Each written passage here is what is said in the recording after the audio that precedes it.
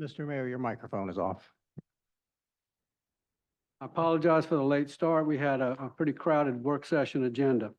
So with that, if everyone would please rise for the invocation and pledge of allegiance by Mayor Pro Tem McPhee. If it is your custom to bow, please join us in prayer. Father God, you are the divine source of all wisdom and compassion. We gather seeking guidance and unity. May our hearts be open to understanding, our minds clear for productive discussion, and our words be seasoned with grace and respect. Help us to find common ground and to work towards solutions that benefit all. May peace prevail. In your holy name we pray. Amen. Pledge allegiance to the flag of the United States of America and to the republic for which stands one nation under God, indivisible, with liberty and justice for all.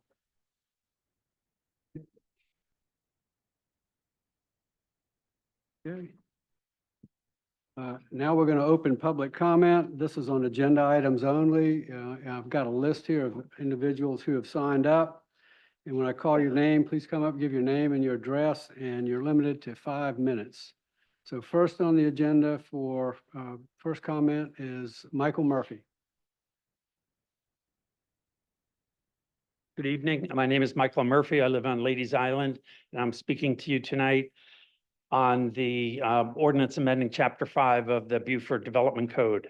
I'm also the city arborist, and I was proud to have been part of this months-long process to amend Chapter 5, along with Bob Ferrier from the Park and Tree Advisory Committee, members of the Coastal Conservation League, and the City Planning Department. Now, maintaining a native diversity of tree species in any forest setting is a very important component to ensure total forest health. If invasive trees ever begin to overrun these forests, programs are rapidly instituted to control these aggressive intruders. Any non-invasive tree species should not be singled out and put on a list where they can be indiscriminately removed and not safeguarded along with the other trees in our urban forest when we develop our tree protection ordinances. So the predominant deciduous tree in the city of Beaufort and the Low Country in general is the laurel oak. And this tree species, along with its cousin, the water oak, has gotten a bad reputation over the years because of unwarranted perceived risks that are wrongly associated with the species. And we realize that this is a huge cloud of misinformation that can sometimes be exceedingly difficult to see through.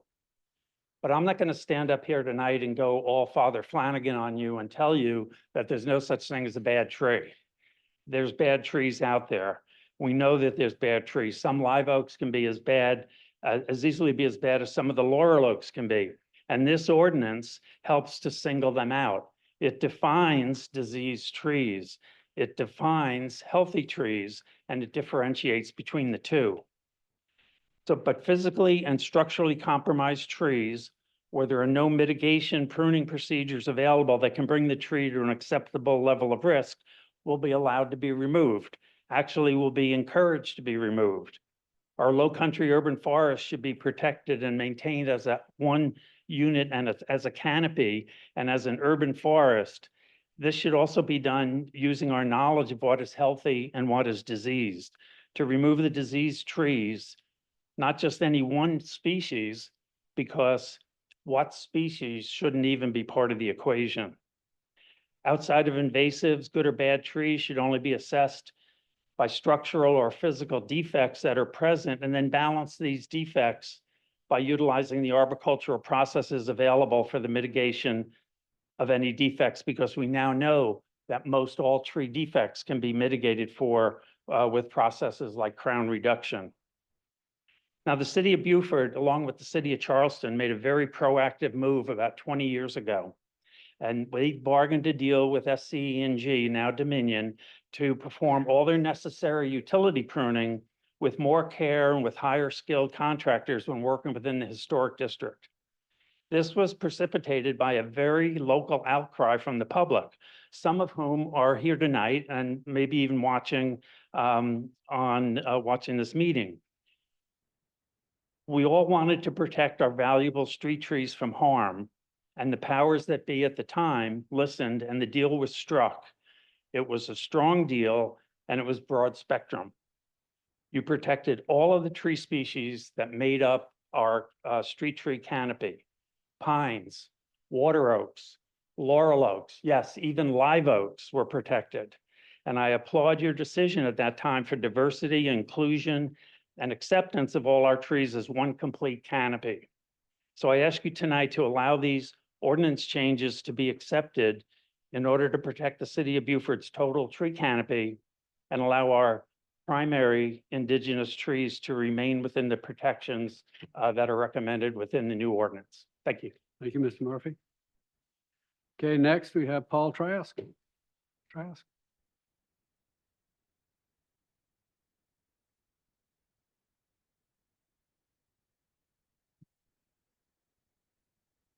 Good evening. Paul Trask, 610 Bladen Street.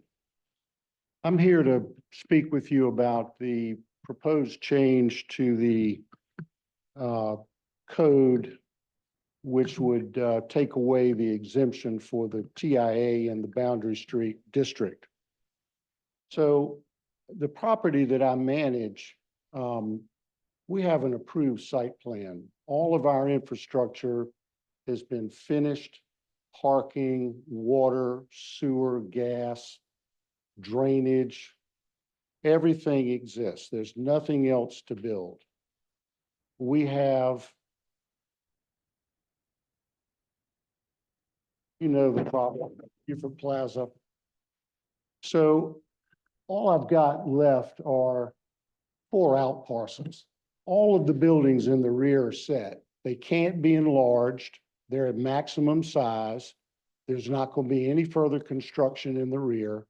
The only thing that's left is a little bit of out parcel space.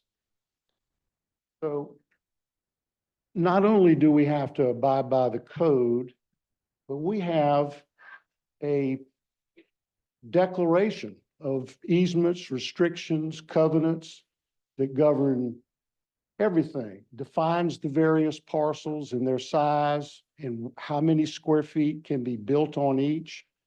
3,600 square feet, 4,800 square feet. I mean, these are not large potential structures on these out parcels. Provides for all of, as I said, the easements for utilities and so forth, and it provides for the exact location of any future building. Provides for what can and cannot be done on the property, various uses. All of this is recorded in the courthouse. This is a public document. Provides for circulation, ingress, egress, so on and so forth. So I think what's happened, I wasn't able to attend the joint session. I believe you had a joint session with the Planning Commission where this idea came up. And I think it deserves some more thought. So our property should not be subject. We're already approved. We're limited in what we can do. The city in 2006 adopted the Boundary Street Master Plan. Right after that, the county commissioned the Kimley Horn Company to do a master traffic study. And that was performed in 2009. And so this study assumed the full build out of Boundary Street, which, as you know, is massive and very dense. The vision was for all of these large mixed-use buildings. And so out of that, the bottom line was that Boundary Street went from the intersection where we are, went from an E rating in functionality to a C. Now that may not sound like much, but if you look at the actual way that they measure this, A is basically a country road. There's nothing there. B is, I don't know what B is. C is stated as stable, acceptable flow. Speeds are closer to the threshold of free flow, commonly considered good urban operating condition. And that's what we've got right now. We've got good operating condition. I can't change the ingress and egress points. I can't do anything about that. And so what I'm going to ask you to do is to either amend this to exclude certain properties that have a sophisticated set of rules and regulations on top of the city code, or table it for further discussion, because I think it's just come up quite rapidly. It needs further consideration. Answer any questions you might have. Anyone have any questions? Okay, thank you, Paul. Thank you. Trask. Okay. Next we have Shelley Hammond.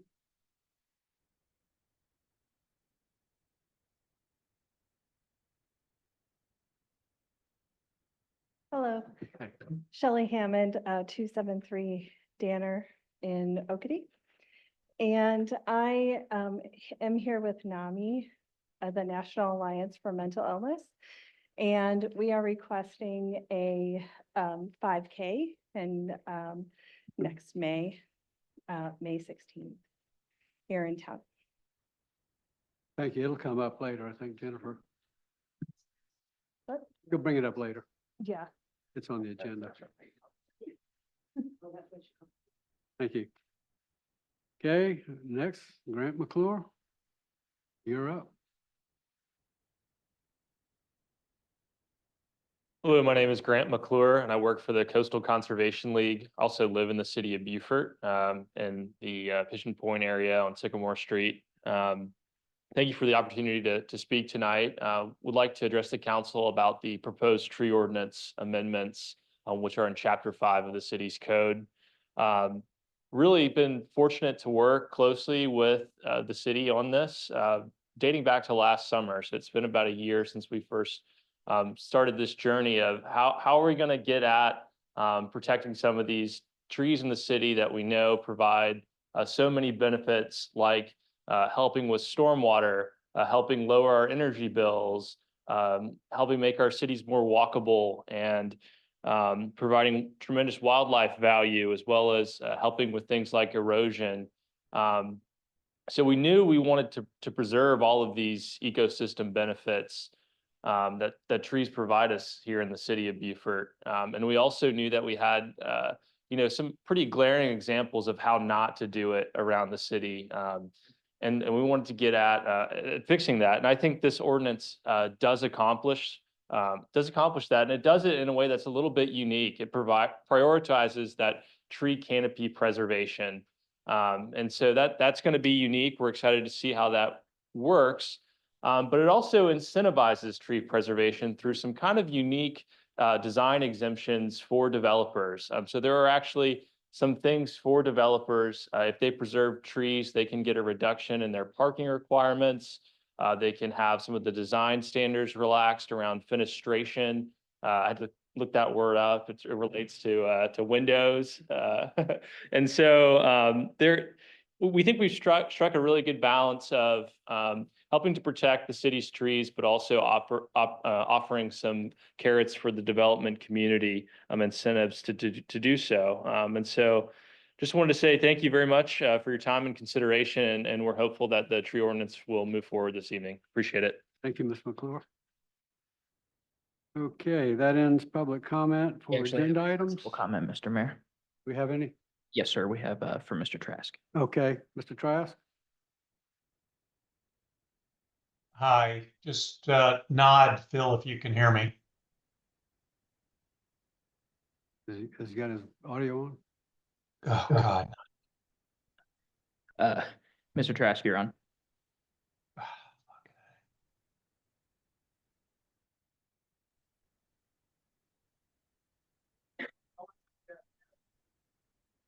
I don't know how to do it again. Hold on.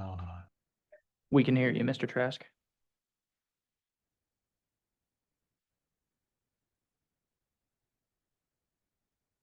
Can you hear me? Yes, sir. Yes, we can hear you. I'm terribly sorry. I thought it was another disaster like last time. Thanks for sticking with me.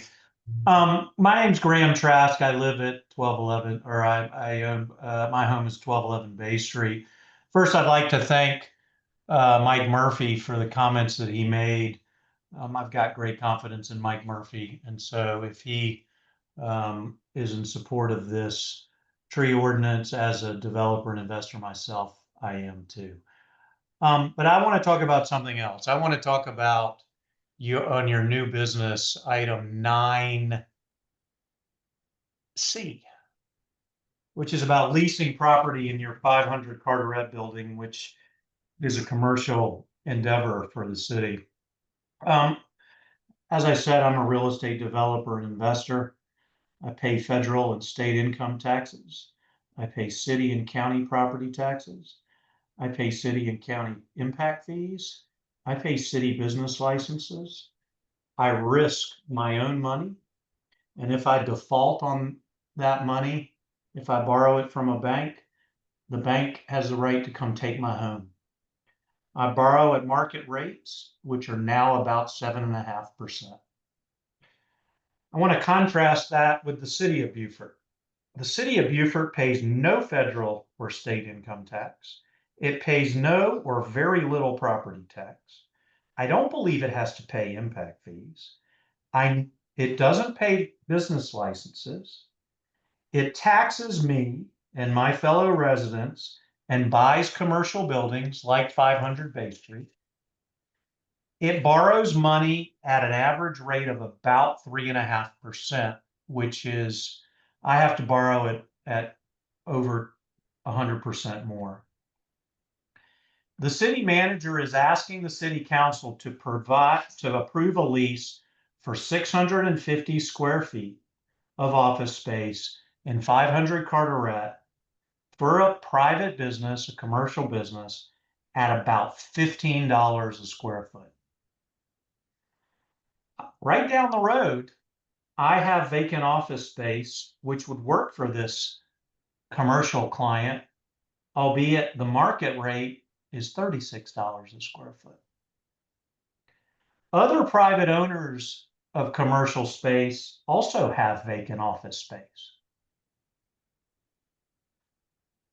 I also note that the city has a CPA and a law firm as tenants at 500 Carteret. I ask you, how can the city take my tax money, which I and others give to them? The city pays no income tax nor property tax. They pay no business license fees. They borrow at less than half of any private, at half of what any private investor can borrow at. And then it rents space, which it purchased with taxpayer money, to a commercial business. Not just one, but three. So the city is actually competing with me and many others, private business property owners in the city. Not to mention the market rate for space like that, which is not the issue. The issue is that you're renting and competing with the private sector in general, is double, if not triple, what's being offered to this business. And presumably that same rate or similar rate is being offered to the CPA and to the law firm who are already tenants. I urge you and the city to stop competing and crowding out the private sector. I urge you to reject this lease. I urge you to terminate the other leases and let those enterprises rent from private investors and real estate developers like myself and all the other real estate investors and owners in Beaufort who pay property taxes, who pay income, federal and income taxes, federal and state income taxes, who borrow at rates at about 7.5% or double the city's rate, who pay business license fees. Thank Okay, you thank very you, much. Mr. Trask. If 5 minutes. Okay, we have one. Are you going to be speaking on an item on this? Okay. An item on the agenda. Thank you all. Joe Mack, 1809 Boundary Street. I'm not here to speak about or fight about money and land. I'm here to speak about 9E Parks and Tourism. So I apologize. You all sat there for 2 hours in that meeting right before this one. I sat there right with you in the audience, across from you. So I didn't have the time. I don't have the time to make reports, submit suggestions. I don't even have the time to make one sentence. I have 1.5 full-time jobs at least. And I just had a minute ago, spoke with Ed Allen. And it's good to see you. That's a good man. And so I told him I need to retire. But what I'm trying to say is I'm worried about the process. So there was a comment last night at the Planning Commission about process. Some of it's good, not the comment, but some of it's good about process and some of it's not. I'm just wondering where the city is going. We're not going to rely on the county. I mean, we've seen what they've done with recreation. So please, Lord, I will get down and beg if I have to. You want people to be happy in this town? Your effect on people, whatever it could be, your effect is enormous. My effect on people is enormous. Please, Lord, I just, something is out of whack. I had to rush through my comments, and a betting man would have said, you're going to run out of time at the work session. You could see it. I even text somebody, hey, start the meeting at 2 p.m., not 5. So I'll sit there for 5 hours if I have to. And y'all can sit there for 5 hours. So I hate to make suggestions at this hour, this decade, because we've seen what's happened in the last 10, 20, 30, 40. Who's going to listen? You going to do something? Is it going to be the process? You're going to make excuses? What are we going to do? So this is zero tax dollars. We gave you the proposal. I made that report years ago. I had to look it up to see how long ago it was. So, you know, we've seen people at the county anti-recreation, and that was a job, to be pro-recreation. They don't have the monopoly on it. You're free to do whatever you want. You can be quiet, like McPhee. No, he speaks. He's very eloquent. When he speaks, he's good. So, I can hardly talk. So you can forgive me later. So, and he's been up there the longest. And Josh, thank God for Josh. He's the newest. And I'm getting carried away. We're almost halfway. I got to get down. So I'm just, my mind is spinning. I'm worked to the bone. I don't have the time to be eloquent like Mr. McPhee and Josh. But please, hope you get the message, what I'm trying to say. I think you got it. Sometimes I can speak coherent, not always. But please, you know, the effect. Thank you. Appreciate it. Thank you. Anyone else before we move on? Okay, hearing none, we're going to go to proclamations. Proclamation proclaiming August 18th through 22nd, 2025 as USCB Sand Shark Welcome Week. Excuse me, we need to do the Second. agenda approval. Oh, I'm sorry, I missed that completely. Okay, my No, bad. that's The meeting agenda approval, do I have a motion to approve? So moved. Second. Okay, motion second. Any changes? I'd like to make a motion to pull item I from the agenda, authorizing to allow the city manager to enter into a contractual agreement for parking management and enforcement services. Okay, I have a motion. Do I have a second? Second. Okay, motion is second. Any discussion on the amendment? Hearing none, all in favor signify by saying aye. Aye. Aye. Okay, now back to the main motion. Meeting agenda approval. All in favor signify by saying aye. Aye. That's with the amendment, correct? Oh, that's consent agenda. We have another change. Oh, we do? Oh, that's a consent agenda. I want it pulled. He's consent agenda. You're right. Okay. We're so all okay. We're all okay. Okay, we voted for it. Okay. The So many meeting moving agenda, parts tonight. yeah. All right, the meeting agenda is approved. Next is the proclamation proclaiming August 18th through 22nd, 2025 as USCB Sand Shark Welcome Week. Move to accept. Second, Second. Okay, all in favor, signify by saying aye. Aye. Okay, Mike? you want- Ready? Mhm. Whereas the University of South Carolina Beaufort is a fully accredited comprehensive baccalaureate institution within the University of South Carolina system, and USCB provides specialized instruction for 19 undergraduate degrees and 2 graduate degree programs to fulfill its mission and respond to regional need, draw upon regional strength, and prepare graduates to contribute locally, nationally, internationally. And whereas USCB is a primary resource for exceptionally skilled healthcare professionals, teachers, hospitality managers, science-based researchers, and computational specialists in the South Carolina Lowcountry. And USCB has had a reputation for institutional prominence as a regional catalyst for the progress and engine for cultural and economic growth. And whereas USCB's regional economic impact is in excess of 1,230 jobs, 63 million in labor income, and 141 million in economic development. And whereas USCB welcomes more than 2,200 students, their parents, and other family members and friends to campuses in Bluffton, Beaufort, and on Hilton Head, and to athletic facilities in Hardyville for the start of the 25-26 academic year. Now therefore, the City Council of the City of Beaufort hereby proclaims the week of August 18th through the 22nd, 2025 as USCB Sand Shark Welcome Week. And witness hereof, we signed this date on the 19th of August. Congratulations. Welcome.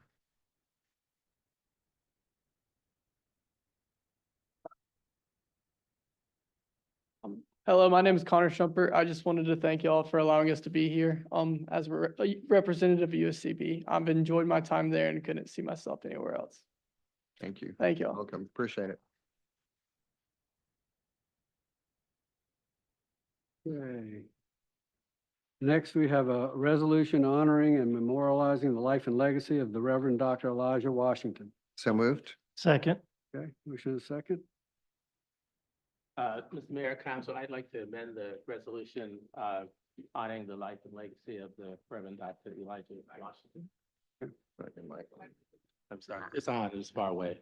I apologize. I would like to amend the resolution honoring the life and legacy of the Reverend Dr. Elijah Washington. Okay. I move to amend the resolution honoring the life of and legacy of Dr. Washington by adding to it that he was camp commander of Edward Wallace Camp Number 21, Grand Army of the Republic Hall, Sons of the Union Veterans of the Civil War of Beaufort from August 2013 to August 15, 2025, and by including in his military service as an officer in the United States Navy, September 5, 1967 to March 5, 1971, serving as a lieutenant in the Medical Corps. Okay, do I have a second to that amendment? Okay. All in favor, signify by saying aye. Aye. Okay, and back to the original, all in favor of the motion with the amended language, signify by saying aye. Aye. Aye. Okay, a resolution honoring and memorializing the life and legacy of Reverend Dr. Elijah Washington. Whereas the Reverend Dr. Elijah Washington, age 83, of Ladies Island, passed away on Friday, August 15, 2025 at Beaufort Memorial Hospital. And whereas Dr. Washington was a dedicated pastor at First African Baptist Church on St. Helena Island and a retired obstetrician gynecologist who served the community with unwavering compassion and excellence for over 4 decades. And whereas he delivered countless infants in Beaufort County, indeed, many in our community fondly recall that he was responsible for births of half of Beaufort County's children. And whereas Dr. Washington also served his nation honorably as a commissioned officer in the United States Navy from September 5, 1967 until March 5, 1971, achieving the rank of Lieutenant Medical Corps, where he dedicated his skills as a physician to the care of service members and their families. And whereas his leadership extended beyond medicine and ministry to historic preservation and civic engagement, serving as camp commander of Edward Wallace Camp Number 21, Grand Army of the Republic Hall, Sons of the Union Veterans of the Civil War of Beaufort from August 2013 until August 15, 2025, where his vision and guidance revitalized the organization through new developments and strategies. And whereas his presence at community meetings, such as those held at the Elijah Washington Medical Center, reflected his continual engagement in advancing public discourse and civic projects. And whereas in 2018, he was honored with a Low Country Lifetime Achievement Award in recognition of his lifetime dedication and service to the Low Country. And whereas Dr. Washington's commitment to faith, military service, medical care, community leadership, and mentorship leaves an enduring legacy of compassion, hope, and service for future generations. Now therefore be it resolved by the City Council of the City of Beaufort, South Carolina, that one, the City Council publicly expresses its profound sympathy to the family of Dr. Washington, especially his wife, Mrs. Joyce Brown Washington, and to all who mourn his loss. Two, the council formally recognizes and honors Dr. Washington's exceptional contributions as both a medical professional and spiritual leader, whose influence shaped the well-being and moral fabric of our community. Thirdly, the council hereby declares that Dr. Elijah Washington shall forever be remembered in Beaufort as a healer, guide, mentor, and inspiration to many. Fourth, the council directs the city clerk to transmit certified copies of this resolution to the family of Dr. Washington, First African Baptist Church, and the Elijah Washington Medical Center as a tangible symbol of the city's respect and gratitude.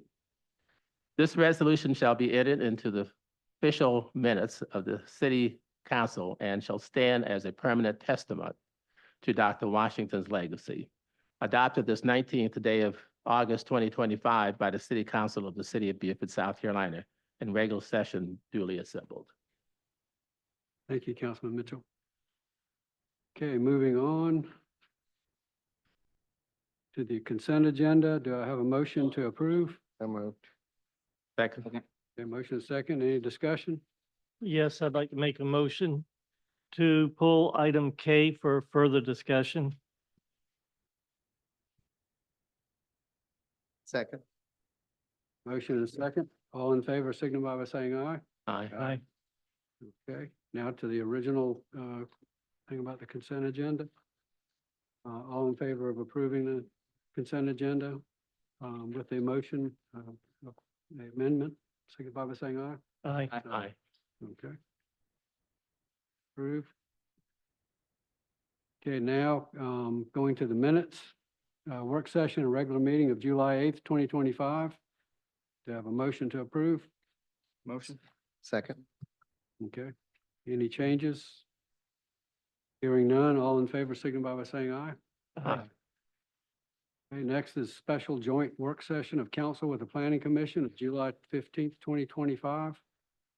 So moved. Second? Okay, motion is second. Any changes? Hearing none, all in favor signify by saying aye. Aye. Okay.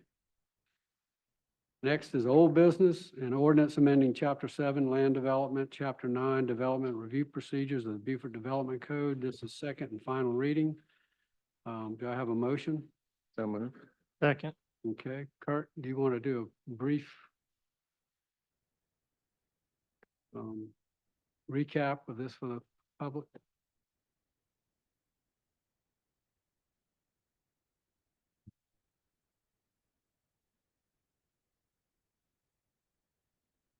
Hello.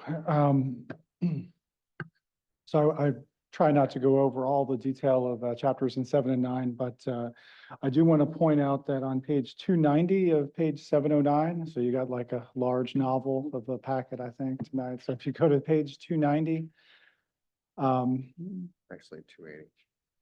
290, it says page 290 on what I printed out, but is 289. it 280? What are you looking for? But it's 389 is the amendment. motions. It is the motions for substantive changes. So 290. everybody finds that. So at your joint work session, you, I think, agreed with the planning commission on some substantive and some scrivener errors to be considered at a subsequent planning commission meeting. So that was held a week later. So the planning commission held that meeting. And the motions and the recommendations they made are found on page 290. So they go from 290 to, I think, 290, looks like 7, I believe. 295, 290. Yes, 297 is the, and so each one of those substantive motions, I think you need to make tonight. The item that Mr. Trask spoke on is on page 291, and that's the street, and I can go over each one of these if you'd like, but it's traffic impact analysis, section 7.3.2A3. At that meeting, it was brought up that it was felt that the exception, which was development on lots including the Boundary Street Master Plan adopted on August 28, 2006, et cetera, should not be subject to the requirements of this section. So that was traffic impact analysis. You know, I will state that both Beaufort Town Center and the Beaufort Plaza are essentially approved major developments, and they would not need a new traffic impact analysis, and we can provide that information to both of those major developments. But, you know, if that was brought up, but the substantive motions that were recommended by the Planning Commission were things that were felt that weren't scrivener errors, so they weren't minor details or just anything that they felt like really needed a motion from the council. All the scrivener errors that I think were caught in this massive tome that you have before you were just made to the general ordinance that the clean ordinance that you have. And so I think tonight, if you want to make those motions first, and then you'd be adopting that ordinance that's in the package. Does that make sense? So the clean ordinance has these motions within it. If you don't make them, I think then, you know, you'd have to strike them from that clean ordinance. But, you know, these are things like the street, we had talked about new subdivisions. That was about the fence, I mean, the gate for those at the discretion of the Planning Commission as well. If they own their own streets. So the page 290, those are both related to those gates on private communities that we were restricting. So those were the amendments after that joint meeting that were made. On page 291, I think I just talked about the Boundary Street exception. Also, it was moving from 1/2 mile to 1 mile in section 7.3.2 C2B, and that's for basically the scope of the kind of the map for a traffic impact analysis. There is a table on the next page that goes on from 292 to 293 that I think you probably have to adopt by, I guess, reference, or I don't know if you want to read all of that, but those were the updated kind of traffic impact analysis table that included some, I think, improved language that it would basically be along any intersection or roadway that may be impacted by a development, and just some cleaning up of that language from that meeting. So moving on to page 294, that was the size requirements for community and open space types.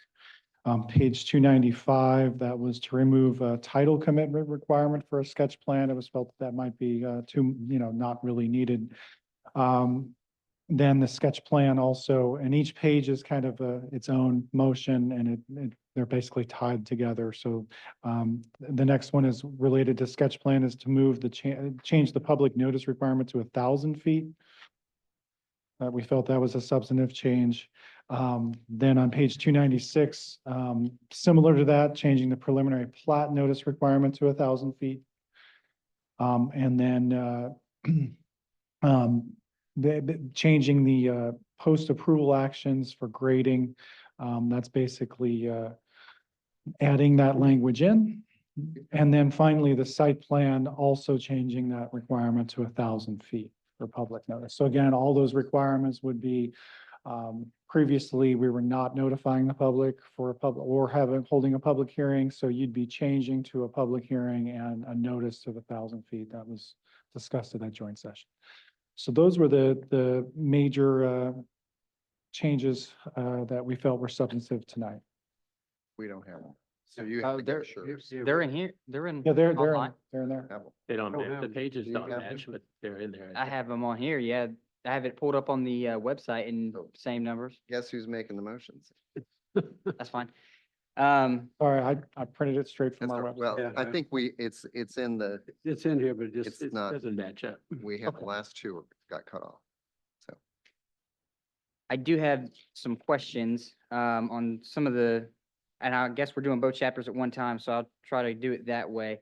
So I based my page numbers off of the clean version, and that has the motions factored into it. And for the most part, I think that all of the changes that we discussed, especially the ones of substance, have been put in here the way that we did discuss them. Now, back to the, real quick, the Boundary Street Master Plan.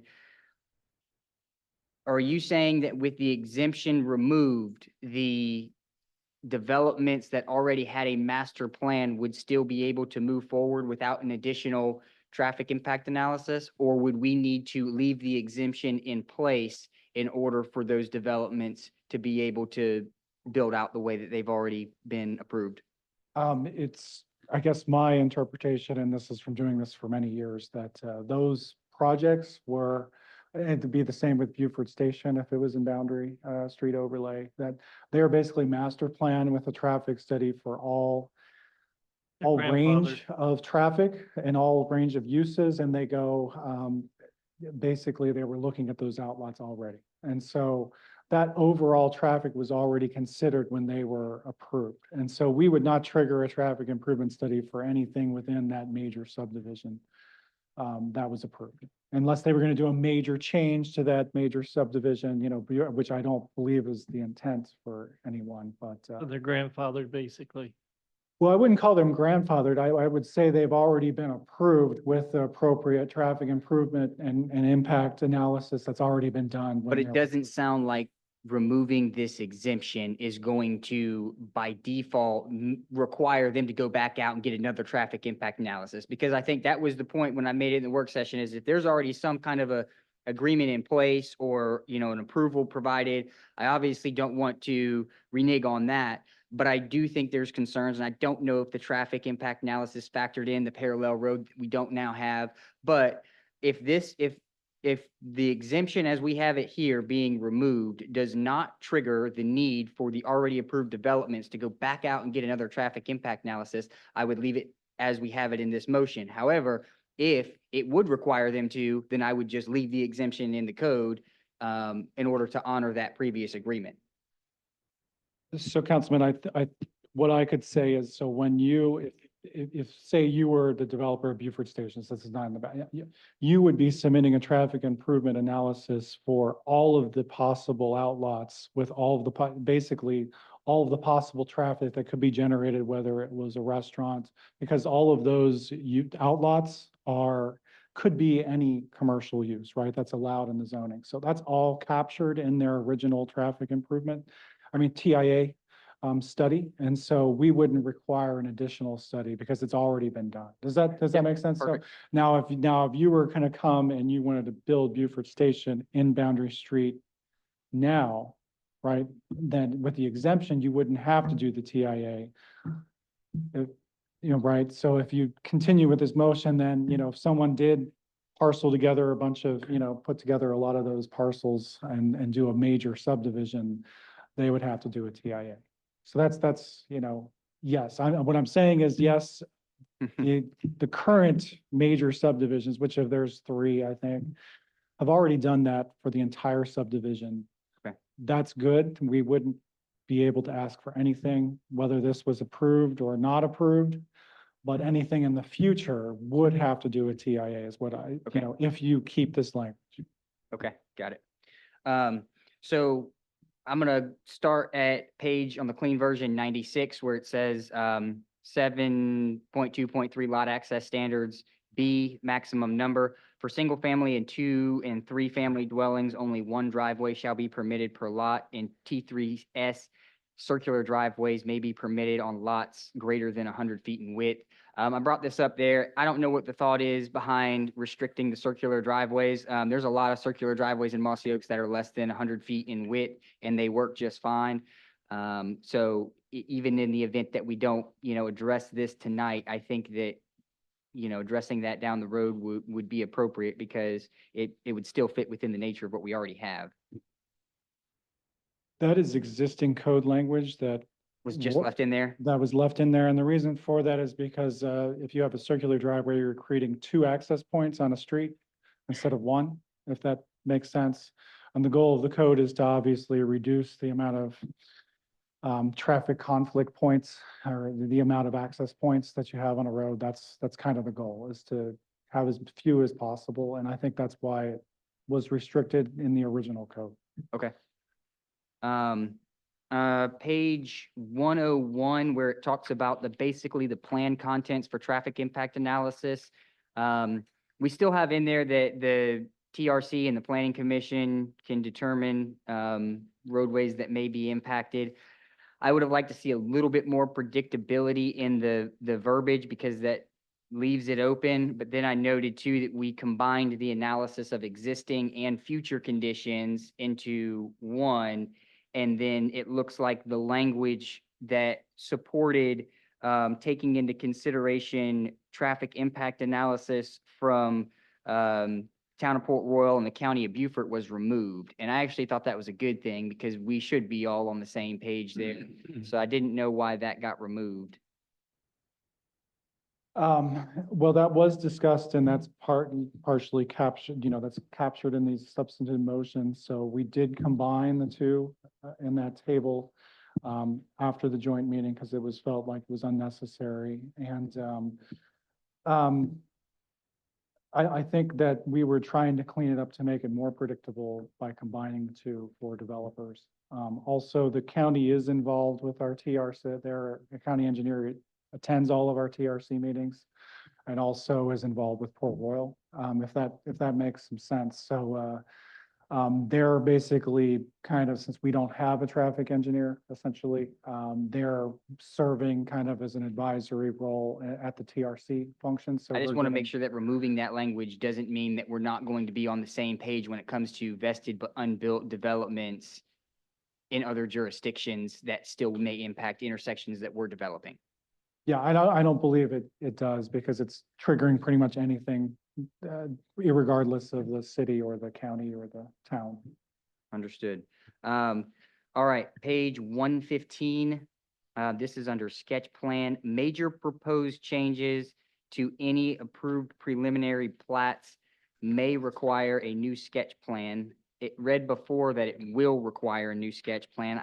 I guess, not having much experience in this, I would say that major proposed changes would be a requirement. That would require you to go back. What was the thinking in going to may, to where it's a little bit more flexible? If you go right below that, there's exceptions to what would trigger the major. And I think that was the cleanup of that language. So there's some exceptions where it Says what it should consist. I didn't see the exception. should be right after that. And I'll go to I that. know you don't have it in front of you. I do. I printed out what we had in our packet, but the page numbers are different, I think, from Okay. what you're.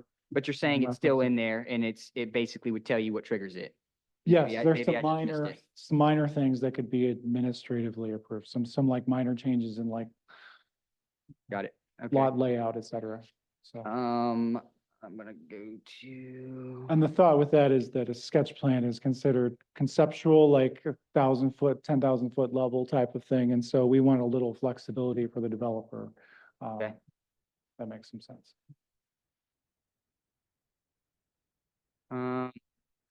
What is the trigger for I'm on page 120 right now. What is the trigger for archaeological impact assessment and the general ecological resource survey? I didn't see that in there, and I guess I would want to be cautious of, making a requirement for those studies where it may the- not be appropriate. I didn't see any trigger In a mechanism. different chapter. Isn't it? So the archaeological is in its own chapter, in chapter 8, and that is reference to chapter 8. And so that is basically at the code administrator's discretion if there's felt that there's archaeological resources on that lot, that basically it could cause the administrator to basically initiate that further archaeological study. Hopefully that makes sense with that one. And so the geological is, kind of triggered in that case, so that could be required, yeah. Okay. Down to 120, page 126, where it says the final plat, the language there does not reflect the need for requesting a 1-month extension.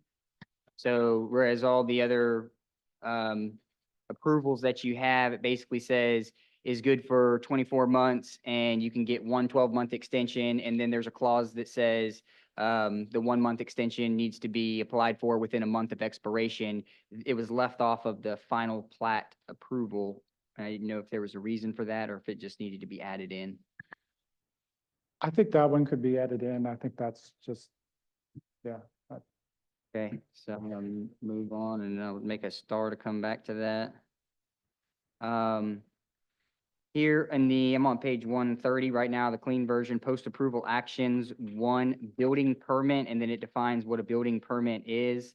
And I just wanted to I'll point out as we go, I'll come back to that. There's still several places where it says project permit. And I think we meant to change that to building permit. Is that right? I think so. Okay, I'll come back to that. On this same page, on 2, it says the site Yeah, plan yeah. shall be effective for a period of 3 years from the date of approval, unless stated otherwise in a written site plan approval. I think that means to say that the site plan will be good for 2 years with the option of a 1-year extension, because that's the way that it's reflected in the chart. So maybe just changing site plan shall be effective for a period of 2 years from the date of approval unless stated otherwise in written. Building permit shall not be issued. And then give the option for a 1-year extension to be consistent with the permitting chart. Again, that was page 130. I think you're right with the building permit. It should be changed to building permit. Hopefully that's, if you'd like to make that, I think it's. Yep.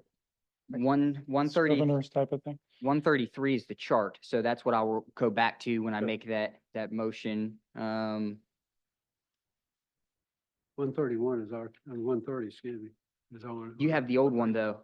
Oh, I do. When the thing, when it got amended last night, it bumped all the page numbers. Oh, That's okay. why I have it up here. Yeah. Yeah, page 144, the clean version is Oh, where I you see. have several instances where it says project permits. So determination of conformity and then changes to the approved permits after a project permit has been issued. An amendment to the project permit that requires payment. So again, I think that's Scrivener, right? But I can go ahead and make a motion to, Sure. So okay, so I'll do that, make a star there. And then, let's see, 167, sorry, I'm trying to do this fast. I don't know if this makes a difference or not, but the staff review and report, the administrator shall prepare a staff report that reviews the proposed amendments in light of the comprehensive plan and general requirements of this code. That makes sense to me, but I'll just point out that in the planning commission hearing, they're looking at consistency with the comprehensive plan and the civic master plan. And then in all of the plans that we have laid out, we're requiring folks to look at and be consistent with the civic master plan as well. So I know that's more of a vision and not necessarily a reality. So if we want to remove the civic master plan from the language, or if we want to just add the civic master plan in the language for the staff and review report to where they're also taking that into consideration, I guess I don't care either way, but I was just pointing it out that in one, you're only considering the comprehensive plan and the code, but then in the other, you're adding the civic master plan. So I wouldn't want there to be confusion down the line.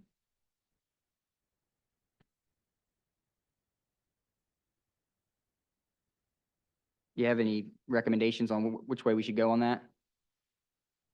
I think it's just pretty, like you said, it's not really Not a huge deal? a hard, requirement. It's more of a, All right. 317, this comes back to, let's see, this is the tree. This is chapter 5. Wait, so we're not there yet. that's So the I'll next- stop the there. Next chapter. Yep. Okay. So I'm making motions. You've got them in front of you. All right. So we'll Just do, added one, Yeah, right? I can't. this includes 7 and Maybe 9 do the one you just added as the first one, as the first one. Okay. and then follow through with the rest. So we'll do one. All right, so.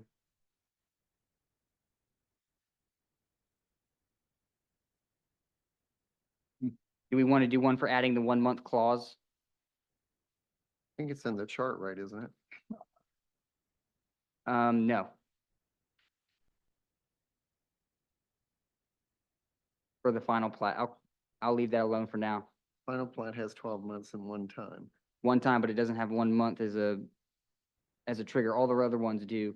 So, we can come back to that if you guys want to, but I moved to adjust the language for post-approval actions, number 2, to read, the site plan shall be effective for a period of 2 years from the date of approval, unless stated otherwise in written site plan approval. Do you have the code section? Hmm, Should be Section- 7.5.7. Let me go to it. Totally confused. Find that offhand. Let me go to it. Section 7.5.7 site plan, Mhm. And it's at the very end of that. and it's item E, post-approval actions, number 2. There you go. So to reflect that the site plan is good for a period of 2 years with the option of a one-time 12-month extension if applied for a month prior to expiration. And then we can fix the language on your end. Is that okay? So that's, because I don't have the exact in front of me, so that's a motion. I'll just make these all together, I guess. Yeah, we have to. Okay, We'll be voting all night. sorry. So then we did, Back to 732A3.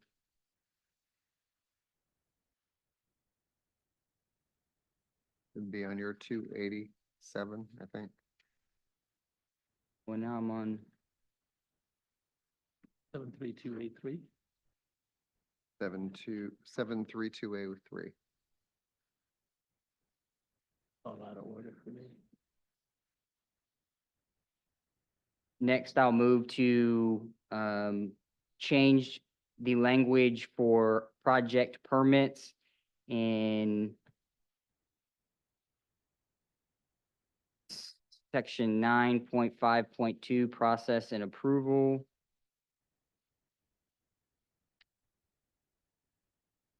Section D, determination of conformity.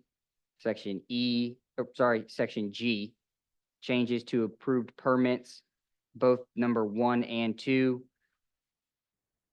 Section H, notifications of approval before construction begins, number 1. And section J, permit validity.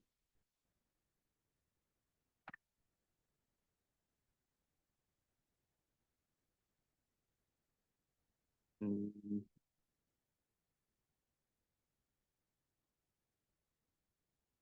Street network requirements, 7.2.2E. I hereby make the motion to amend section 7.2.2E with the following changes to add the words "for new subdivisions." Street network requirements, 7.2.2E3. I hereby make the motion to amend section 7.2.2E3 with the following changes to add subsection 3 as an exception with the following standards at the discretion of the Planning Commission where existing communities own their own streets and have no existing or future street connectivity.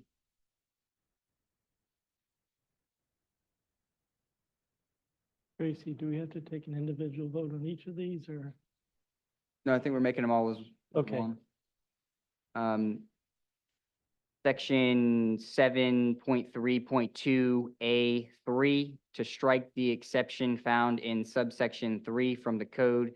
Exception development on lots included in the Boundary Street Master Plan adopted in August 28, 2006, and lots in the area bounded by Calhoun, Carteret Street, Bay Street, and Rebo Road, and lots zoned limited industrial shall not be subject to the requirement of this section. This exception does not apply to educational facilities with greater than 100 students.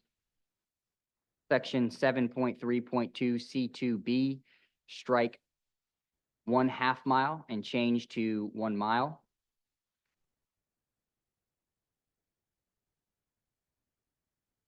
Section 7.3.2 D. I'm guessing I need to read the contents the way that they are here. I think that would be best. Okay, but, got it. uh, Background hopefully- information. So list of all non-existent transportation improvements assumed in the analysis required. Map of site location, description of the parcel, general terrain features and location within the jurisdiction and region required. Description of geographic scope limits of study area. Any roadway on which 50 or more of the new peak hour vehicle trips generated by the proposal are distributed, and any intersection along such roadway that TRC or the Planning Commission determine may be impacted. Plan at an engineering scale of the existing and proposed site users required. Description and map or diagram or nearby uses, including parcel zoning required. Description and map of diagram and existing roadways required. Description and map of or diagram of programmed improvements to roadways, intersections, other transportation facilities within the study area required. Analysis of existing and future conditions collected and projected daily and peak hour of the generator traffic volumes tabulated and presented on diagrams with counts provided in addendums required. Analysis for intersections and roadways identified by TRC and the Planning Commission, delay and level of service are tabulated, and LOS is presented on diagrams for each lane group required. Incorporation of all traffic impact analysis studies and trip generation from approved developments or vested unbuilt developments within mile radius at time of proposal. Any roadway with which 50 or more of the new peak hour vehicle trips generated the proposal are distributed, and any intersection along such roadway that TRC or the Planning Commission determine may be impacted. Speed study if requested by city. Crash history near site if requested by city. Site distance if requested by city. Trip generation, site trip generation with tabulated data broken out by analysis year for multiple phase developments and including justification for deviations from ITE rates if appropriate required. Description and justification of internal capture reductions for mixed-use developments and pass-by trip reductions if appropriate, including table of calculations used required. Section 7.4.3 to remove the size requirement for each park/open space type in the table. Section 7.5.3C2 to remove the title commitment requirement. Section 7.5.3E2, change the public notice requirement to 1,000 feet. Section 7.5.4C1, change the public notice requirements to 1,000 feet. Section 7.5.4H, post-approval actions for grading with the following requirements. Post-approval actions prior to issuance of grading permit, the applicant shall submit the following documentations to the city. List of contractors that will be performing the improvements. Proof of insurance, business license, proof of workman's comprehensive insurance and liability insurance for each contractor and business license. Open space deed restrictions. Areas designated as open space shall be protected by the deed restriction or other appropriate method to ensure that they cannot be subdivided or developed in the future and will remain as open space until unless the use is modified by the city. Construction traffic control plan. Applicant will develop a plan for codes administrator or appointee review that addresses construction traffic, construction water, temporary road closures, street repairs, dust, noise, and other construction-related concerns. Section 7.5.7D1, change the public notice requirement to 1,000 feet. Second. Thank you. Okay, we're going to do all of these at one time, all these amendments as one. So all in favor of the amendment signify by saying aye. Aye. Aye. Okay, now back to the original question. To include the amendments, all in favor of an ordinance amending Chapter 7 Land Development, and Chapter 9 Development Review Procedures of the Beaufort Development Code, signify by saying aye. Aye. Hallelujah. Yeah, thank goodness. Okay. Moving on. An ordinance amending Chapter 5, landscaping, parking, and lighting of the Beaufort Development Code. This is second and final reading. Move accept. I have a second. Second. Okay, I want to make it okay. I would like to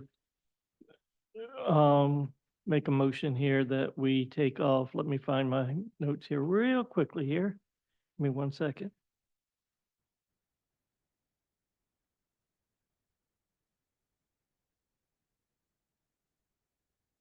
Sorry. Okay, I'd like to make a motion to remove 5.8C4, which states chain link fencing is not permitted outside the light industrial district. I'd like to have the whole thing. Neil, were we gonna talk about this one first and then make motions? Because doesn't this restrict us from talking about it if he goes ahead and makes a motion to amend? You Wait. can make, no, you can make I'll an make the amendment and motion, then second discuss it. it, Second, then and we then we discuss. talk After about the Okay, second okay, and then sorry. discuss it. Yeah. talk about it then. Okay, is Yeah, there a okay. I'll second? second. Okay, all right, for discussion, committee Go discussion. again. on this. Okay, well, chain link fencing, I feel is the character of many neighborhoods in the city, and I feel like it should be allowed.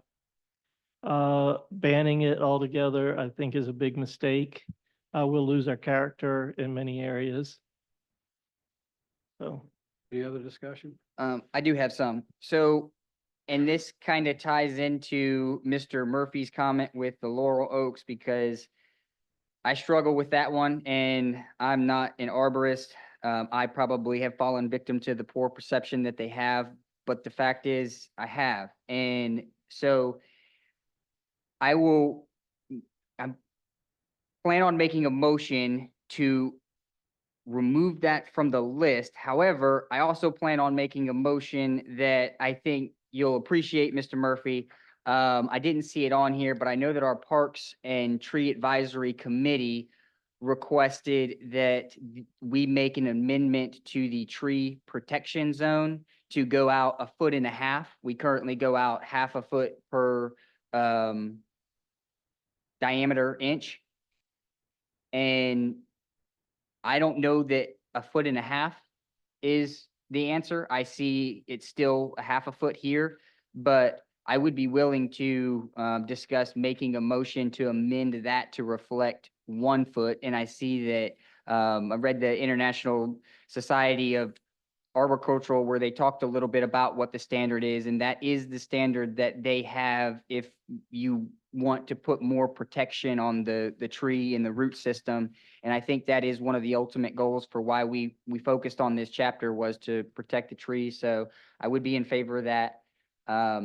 The reason why I struggle with the laurel oaks is because I know that the single families are not under the, mitigation requirements. However, it would still trigger the need for a permit. So I just want to make sure that I understand it correctly, Kurt, but what would be the, what would that look like for, say I have a single family residence and I have a 24-inch water oak in my yard and I'd like to get that tree removed. It seems like I would have to pay $6,000, $250 per inch in order to have that removed before I even get it removed. Is that right? No. No, that's incorrect. Well, one, the water oak is not in the table of 5.3.1, It's, which I it's think. a laurel oak, right? The laurel, I think you mentioned. Oh, is that's just different? Laurel oak was added, I think, as Mr. Murphy stated, as a specimen, not as a landmark. So the thought was that as it gets bigger, then it starts to create more of a problem with rot and it becomes, so at a certain point, it's a healthy tree, but if it gets too big, then it becomes a hazard. But what would happen is you've exempted out single family residential, lots of record, up to 3, up to a triplex. And so they would not pay that fee. But they would have to get a permit. They would have to get a permit. And so What what does would that look like? happen is if you, Councilman, came in tomorrow, we would, you would have to fill out a permit, and it's a $10 fee right now for the permit. And we would send that to Mr. Murphy to review. So he would look at the health of the tree. Then he would send a report back to me, whether he feels, if it becomes a specimen tree, if you left it in there, And if he felt like the tree was, maybe too big or it had some rot, it was justified to be removed, we would allow it to be removed, essentially. But if not, then, essentially we could turn down that permit. But you wouldn't be paying that extra mitigation fee. So you've already exempted that out. Does that make some sense? It does make sense. I still even struggle with it being on there. So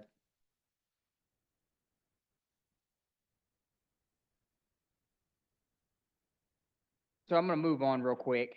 I'm gonna go to page 339 where we still have the mitigation schedule chart. And what I want to point out here is that the example that's used still reflects the number $500 per inch. And I think that means to reflect $350. So it's discussing the landmark removal, and the landmark removal fee is $350 per square inch. And I think we had at one time thought about going up to 500 and then dialed it back. So I think the adjustment needs to be made in order to fix both the multiplication and the chart there, yeah. Yeah, so it was an example, but if you'd like, I think, since it's an example, I don't think it's a substantive change, right? And so. So no think- motion it can be made, it can just be cleaned up? I think I would ask Ben, probably our attorney, so I'd ask our city attorney, I would think so, since it's not a substantive thing, so. Ben? Got a question for the attorney? Yeah, I guess did he want to weigh in on that real quick? And I think Councilman Scoletti's asking a question of you. The question is basically the chart that discusses the mitigation fee schedule is inaccurate. The example's inaccurate. So it says, it uses the number $500 opposed to 350, and we're charging 350. So it's just an example, but would that be considered a substantive change that we would need to make a motion for, or can it just be cleaned up?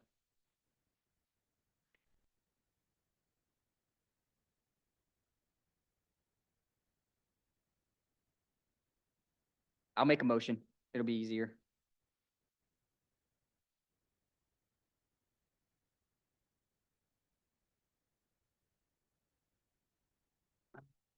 Okay, so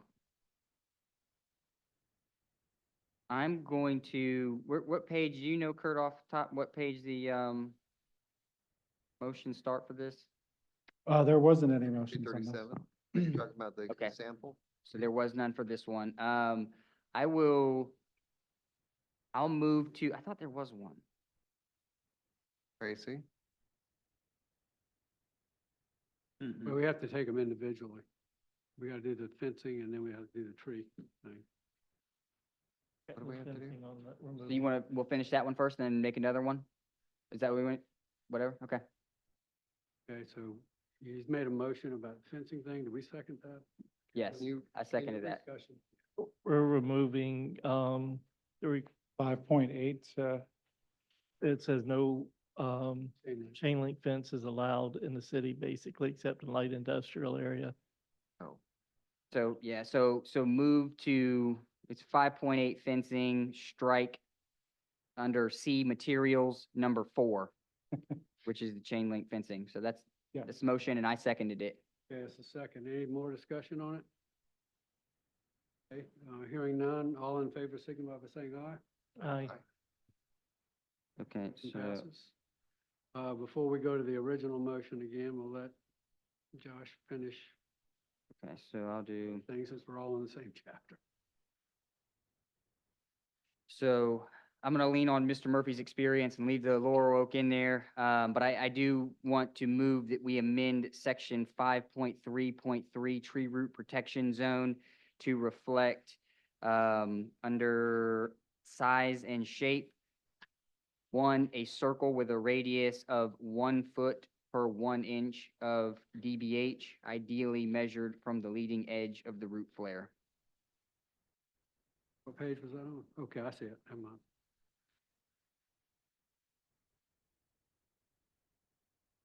Okay, he's made a motion. Do we have a second? Second. Okay, any discussion? Hearing none, all in favor of the amendment signify by saying aye. Aye. Aye. Passes. Is that it, Josh? That's it. Okay, Are you gonna do the 552? The example and the table, 500 the example? $500 example.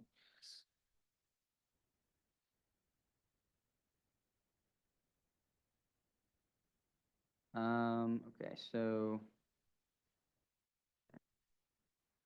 I move to amend the mitigation chart in section 5.5.2 to replace the example approved landmark removal. A 30-inch live oak is approved for removal. The applicant must plant back 30 caliber inches of live oak or pay a mitigation fee of 30 inches 350. 30 inches times 350 to reflect 10,500 if the site cannot support the replacement. Second. okay, any discussion? Hearing none, all in favor of the amendment signify by saying aye. Aye. Aye. Okay, is that it? It. Okay, we'll roll all these amendments together and go back to the original question with these amendments. All in favor of the ordinance amending Chapter 5, landscaping, parking, and lighting of the Beaufort Development Code, signify by saying aye. Aye. Ordinance passes. Final reading. Next is an ordinance to rename Southside Loop and Southside Park as Clayton Cooler Loop. This is second reading. Motion to approve? Second. Okay, any discussion? All in favor signify by saying aye. Aye. Okay, so moved. Next is an ordinance to name the newly constructed airport road project as the Donnie Beard Drive. This is second and final reading. Motion to approve? Second. Okay, motion is second. Any discussion? Hearing none. All in favor signify by saying aye. Aye. Aye. Okay. Next is an ordinance to adopt a nuisance abatement ordinance for the city of Beaufort. This is second and final reading. So moved. Second? Motion is second. Any discussion? Hearing none. All in favor signify by saying aye. Aye. That's how you do it, Kurt. All right, JJ. You did a great job.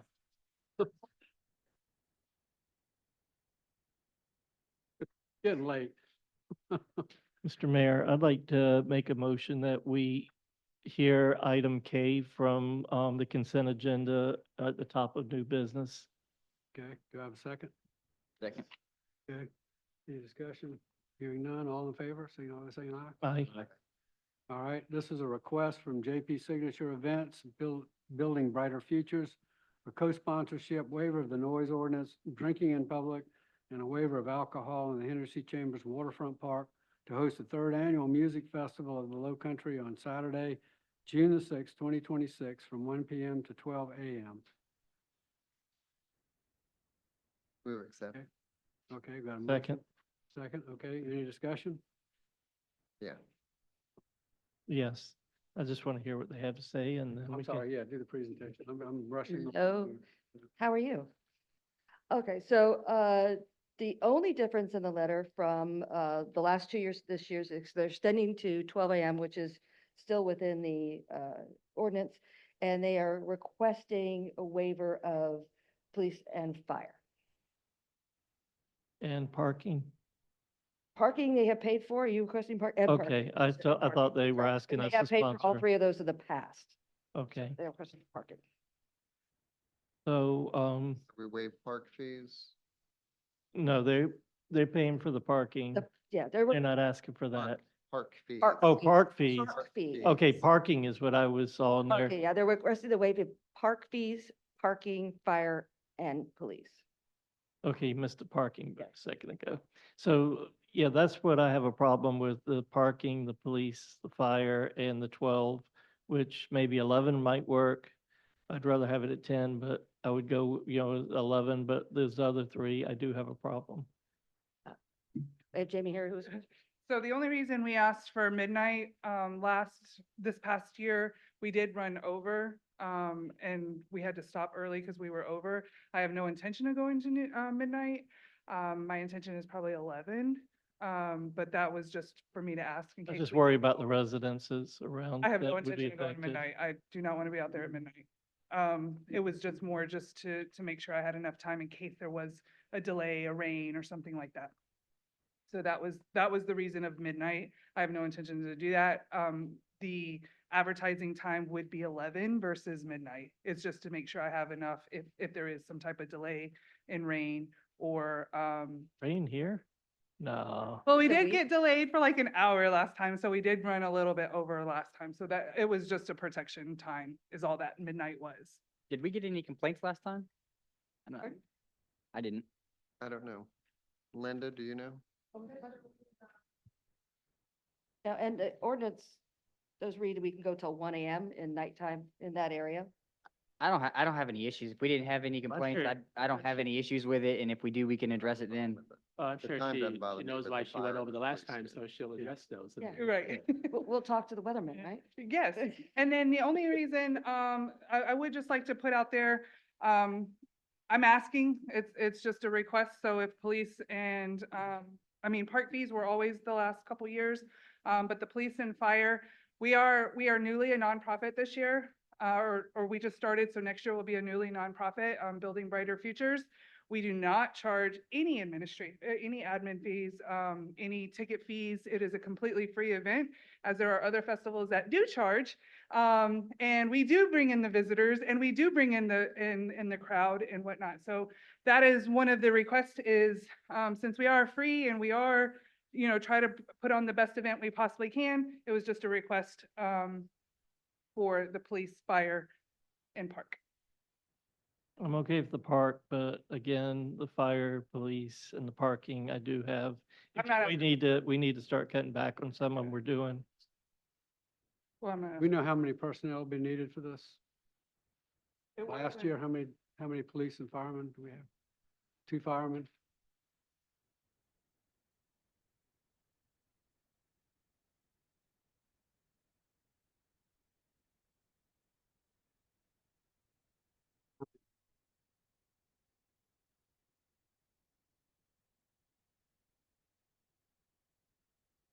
And I did pay for security last year, from, that the police department also helped me with. I'm not asking for that portion of it. We can still pay for the security portion of it if that's an issue.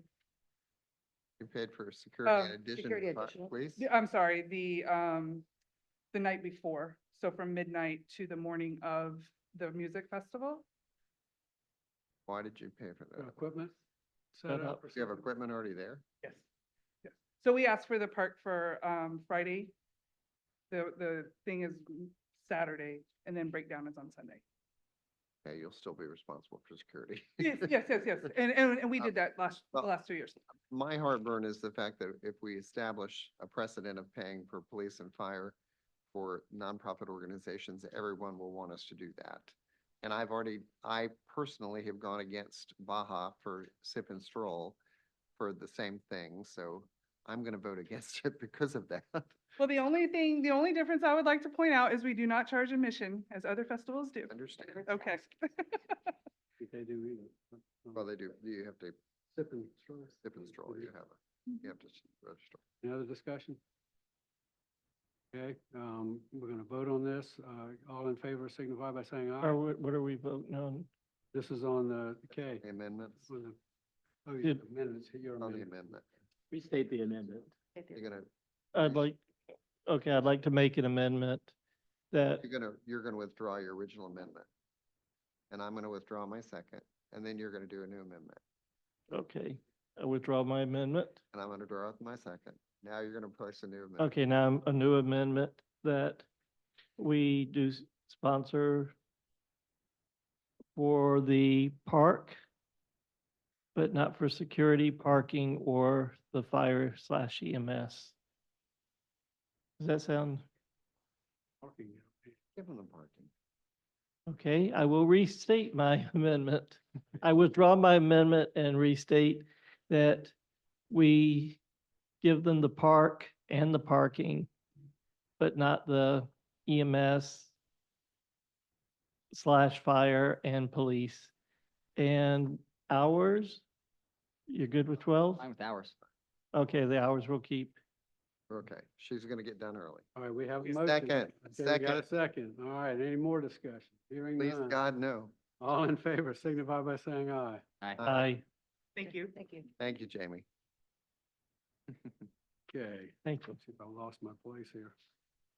A new business. Back at A. Under new business, request from Historic Beaufort Foundation to host the 2025 Fall Festival of Houses and Gardens on October 18th and 19th, 2025, requesting street closure, signage, and use of golf carts in the historic district to provide transportation to and from designated parking areas. So moved. Okay, any discussion? We'll have Jennifer go ahead and present. Only difference this year is they're asking for a street closure from that area of the map that's in the packet, Bay Street. on Bay Street. All in favor signify by saying aye. Aye.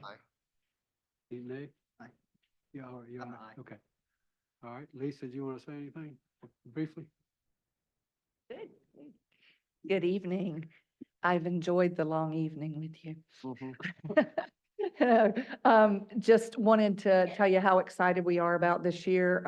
Where the tour is going to be focusing on the Bluff and also along, well, really the Bluff neighborhood, so also including North Street. And we're including two houses just on the corner of the Glebe and Bay Street as well too. From a meeting with the police department and with downtown operations staff, the suggestion came up with regard to closing so that people would be able to access the locations very easily. One of our critical locations is the Reynolds house right at the corner of Rebo and Bay. And that is definitely a challenge. So this seemed to be the best option. So we appreciate that.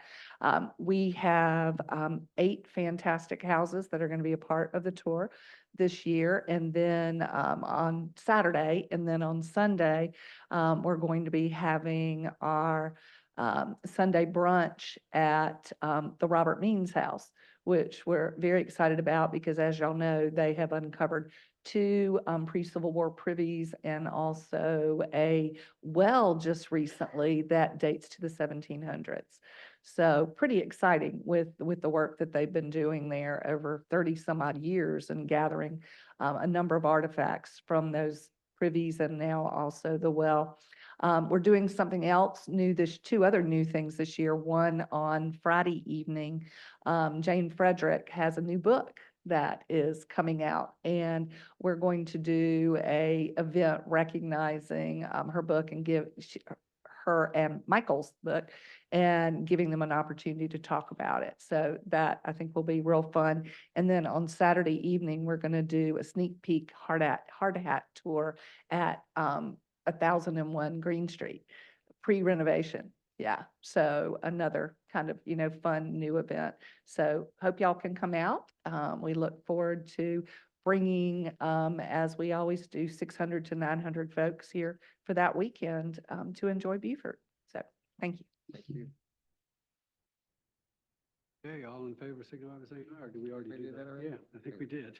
Great. Okay, good. We already approved. Okay, moving on, a request from NAMI, National Alliance for Mental Illness for a 5K walk, Bridge Road run closures on Saturday, May 16th, 2026, between 7 a.m. and 10 a.m. So moved. Second. Okay, Jennifer? I like standing up here. So yes, so we have a new event, a new walk, not a run, from NAMI, which you heard earlier. So we're just going to use the approved 5K route that goes down Bay, crosses the bridge, turns around at Meridian and comes back. So we're just looking for the road closure for that. So if you have any questions. Any questions? No. Hearing none, all in favor signify by saying aye. Aye. Okay. Thank you very much. Thank you. Thank you. Thank you very much. Okay, next is an ordinance for the lease of commercial space that is part of the real property owned by the city of Beaufort, South Carolina, located at 500 Carteret Street to Sea Island Insurance Group LLC. This is first reading. Motion to approve. Have a second? Second. Okay, Linda? Good evening. So this is a lease renewal for Sea Island Insurance Company. This would be a new lease Their current lease is month to month. And they've been there for a little bit over a year. And we're asking for you to allow us to enter into that lease. Okay, any discussion? Yeah, so I struggled with the last one that we did, and, you know, a lot of the reasons why are exactly what Mr. Trask pointed out earlier. You know, my wife pays for, you know, a place downtown, and, you know, we're basically undercutting property owners, that do pay taxes. And I'm not sure how it morphed into what it is.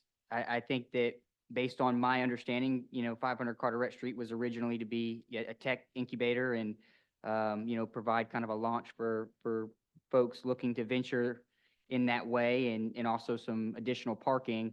But it seems like now we're just entering into the commercial space and directly competing with the private sector, which I don't think is in our best interest. So I will be voting against this. Okay, I was just curious, is our rate, according to Mr. Trask, it's not anywhere close? Is it?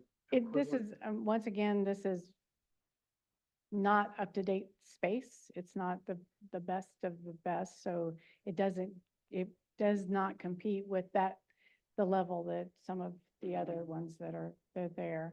It is my understanding that we were always been in a competitive rate, and we've just been going up 3% every year.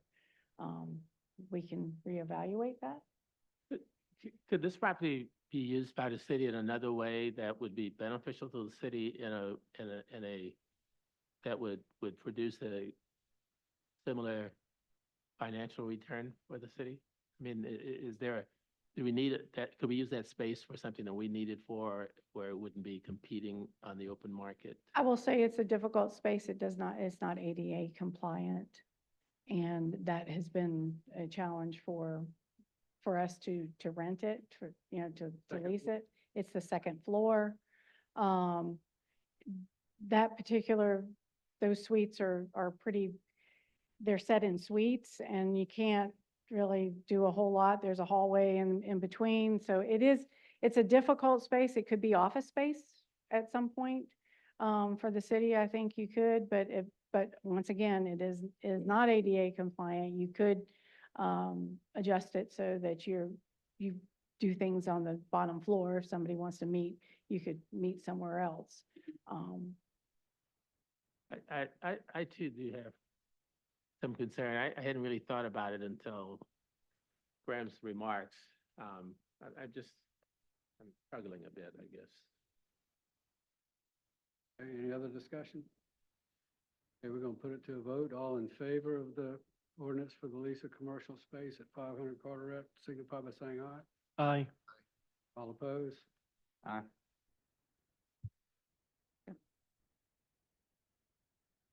No, it's two. Three Two to in two. favor, three against.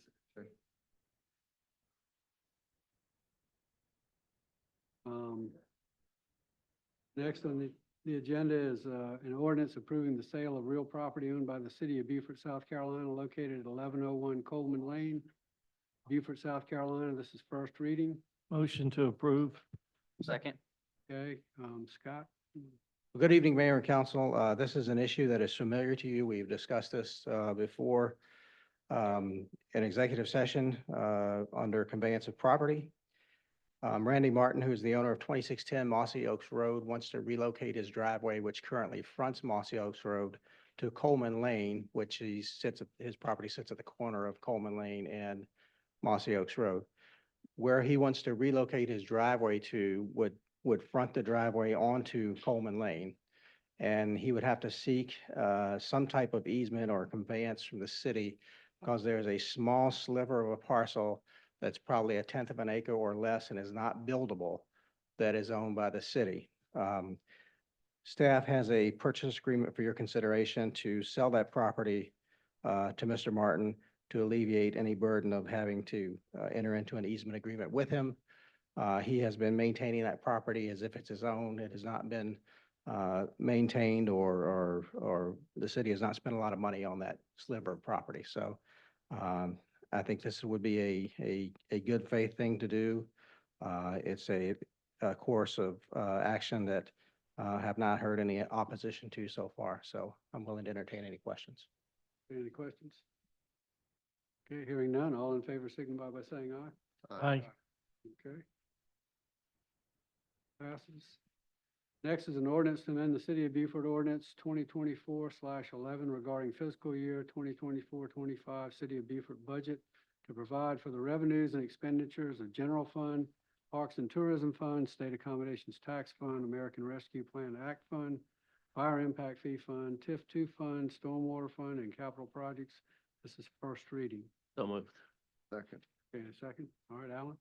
Good evening, Mayor and Council. Sorry, it's a mouthful. This is for fiscal 25 since our previous fiscal year. Just kind of high level, these are either projects that we budgeted for in fiscal 25 that haven't been completed that we're going to move into the next agenda item is move into fiscal 26, or some of them are just our year-end adjustments that we're making at the end of the fiscal year. And so you kind of see in your packet kind of the breakdown. I don't want to go through line by line, but happy to answer any questions that you may have. Like I said, some of these are just projects that are not completed, so we're moving them into the next fiscal year.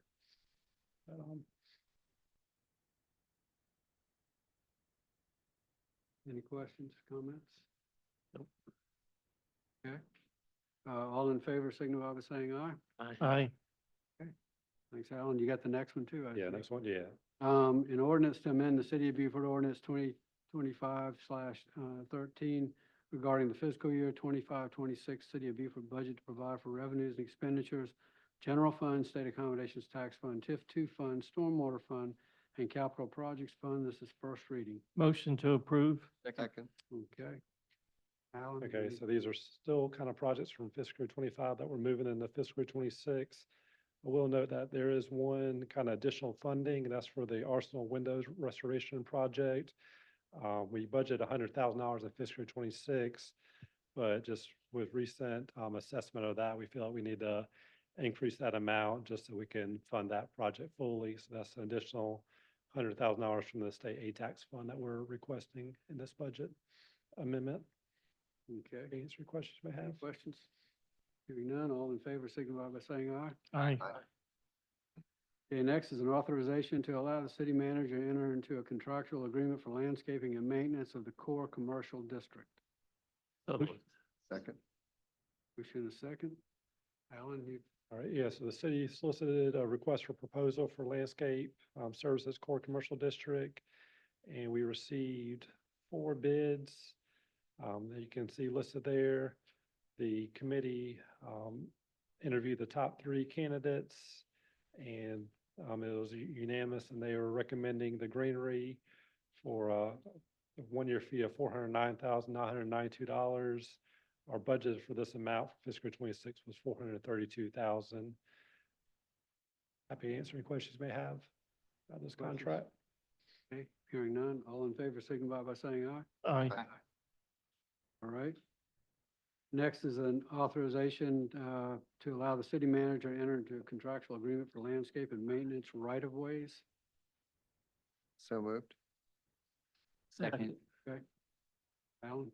Yeah, so the city issued a request for proposal for city right-of-way locations for landscape services.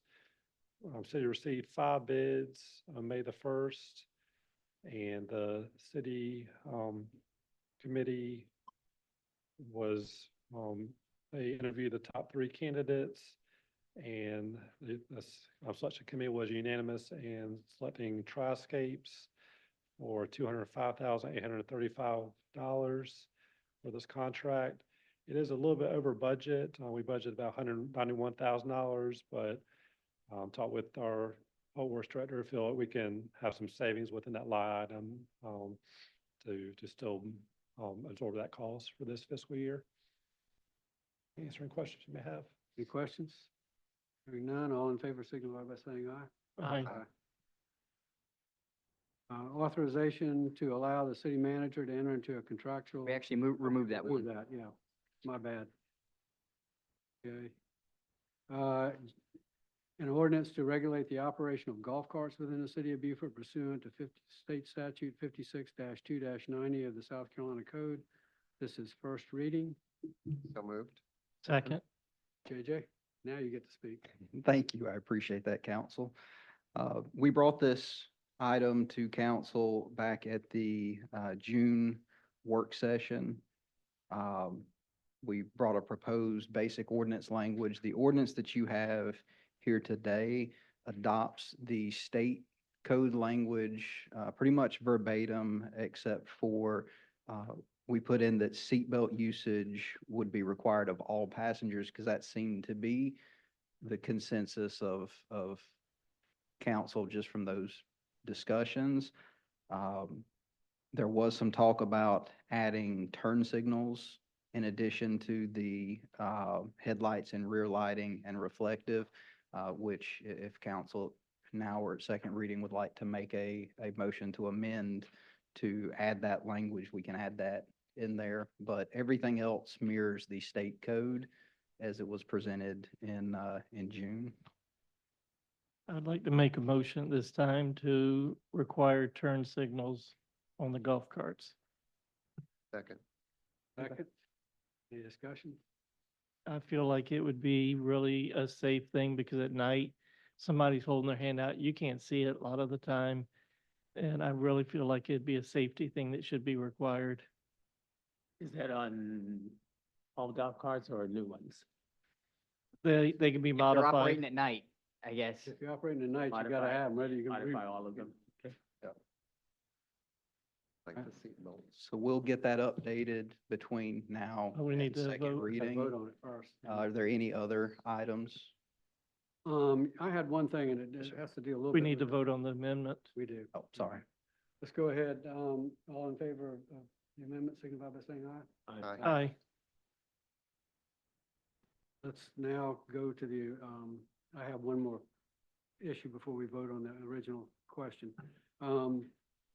My concern, and this touches on the directional lighting, is the fact that they get 35 miles an hour allows them on the roads. There's portions of Rebo Road that would allow them at night. No, under 35 miles an hour. It's the language of the code. Remote road would not be allowed because of the, 35 miles, we went back and looked at the language of the code. It's 35 miles per hour and But we excluded. under, but we can specifically It's exclude not excluded in No, we the- excluded Rebo. them. We did exclude them. We did. It didn't get in, it Excluded didn't get in the Rebo Road. thing. I thought it excluded it because the type of road Remote Road is. Oh, that's, I apologize. We're gonna clarify the secondary, primary, is- It's the secondary. primary road. Yep. Designated roadway. So the language of the state code, thank you, Councilman. That was what I needed to talk about. The language of the statute or code from the state says that in the absence of the adoption of a local ordinance, they are regulated to secondary roads. So when adopting this ordinance, it would be whatever roads we allow them on that are 35 miles per hour and under. So we can exclude Rebo Road or any other specific roads. And based on our conversation with the police chief at the work session, if we make a motion to amend to exclude specific roads, we would recommend that it be an exclusion of specific roads rather than, a list of roads that are allowed and a list of roads that aren't. If that makes sense to council. Chair can't make a motion, so would somebody make that motion? You want a motion to, Amend. To determine, to Name me, the road. designate what the, already talking with the police chief and all that about what roads might be In our appropriate. amendment. It was in our. so would that be something that we would do in between first and second reading? You can do it at second reading. We Well, can talk I mean- about it and discuss it and I can You want to do that? include that. in the- Boundary, we'd have to make a motion to exclude boundary. Yeah, Yeah, Yeah. we had, we talked about Boundary, Rebo, And Carteret, I believe. Carteret. Carteret and Boundary about, no, not Charles. Most of the interior streets are 25. It's not a problem. It's just the main thoroughfares. Yeah, I'd like to make a motion that we exclude Reboat Road, Boundary Street, and Carteret Street. You want to do From- specific streets now, or? Well, again, council, we're happy to, I can work with the police chief and present and you can make that Yeah. motion at Yeah. at second reading if you'd like. Okay, I would. Mayor and council, just a small point of privilege if I could. My understanding of the state statute is that a secondary highway does not allow golf cart operation. And Rebo Road and Boundary Street are both US 21, which make them secondary highways. Therefore, golf carts are not allowed on those roads. Carteret as well. Carteret as well. I withdraw my motion. Yeah, the only thing concern I have is some people, if they read it like it is, they're gonna think they can drive on it.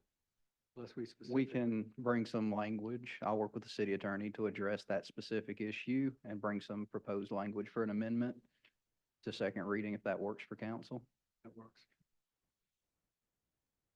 All right, back to the original motion. All those in favor of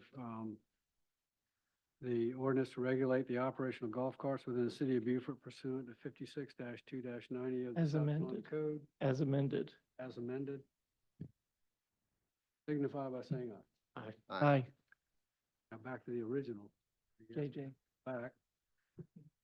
Yeah, as amended, we've already done it, so we're That, good. that was the original. Yeah, you're right, we're good. So in the minutes from our July 8th meeting, we specifically said Rehoboth Road, Boundary Street, Trask Parkway, Carteret Street, and sections of Harris Island Gateway, which happen to be in the city. We do. Oh. From Ambrose Run to Robert Smalls Parkway. Good catch. Those are secondary roads too. And Robert Smalls Parkway. You're allowed to cross They those were all roads, but not secondary roads. drive on them. Yeah, you cross them. You can cross them. yeah. Yes. At designated locations or traffic lights. Right. According to the statute. Correct, sir. Moving along, a resolution supporting the selection of the city of Beaufort as location for the new Veteran Affairs Community-Based Outpatient Clinic. Second. Okay, motion and a second. Scott? Good evening again, Mayor and Council. The U.S. House Committee on Veterans Affairs recently authorized $30.4 million for development of a new state-of-the-art Veterans Administration outpatient clinic to be located in Beaufort County. This facility will significantly expand care to what we now know are 27,000 veterans within Beaufort County. There are several sites being considered now. The city of Beaufort contains 2 or 3 sites that are being considered, and Port Royal contains at least 1 site that is being considered. What I have for your consideration this evening is a resolution supporting the fact that you would like to have the VA clinic within the city of Beaufort. And I would be happy to entertain any questions you might have. Is there any idea when they're going to be announcing the location? That I do not know. I'll make the motion to Federal approve. government, so moved. And your second. Second, Second. I'll Okay. second. Any more I think we already discussion? did that, actually. Okay. All in favor, signify by saying aye. Aye. And just so you know, Mayor and Council, this will be transmitted to our applicable lawmakers and our members of Congress as well, so. All right, now is an opportunity for public comment on non-agenda items. I have one person who signed up. Anthony Daltrey. I guess they didn't wait around. Okay, anybody else wish to speak? Hearing none, we're going to go to reports. City manager?